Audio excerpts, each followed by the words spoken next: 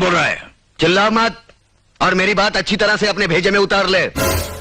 तूने मेरी राख मंगवाई थी टीका लगाने के लिए, मैंने तेरे भड़वों की राख भेजी है, पूरे बदन को लगा ले।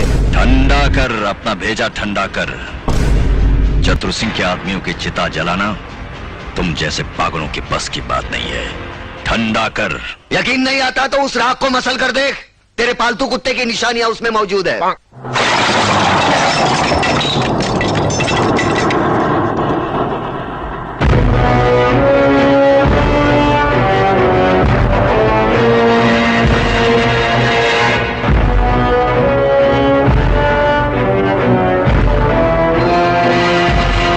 अबे हराम के, तूने जलती हुई आग में हाथ डाला है।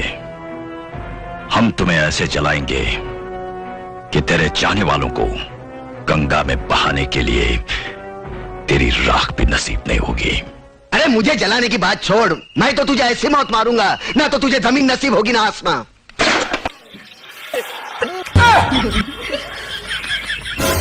क्या हुआ मालिक, क्या हुआ?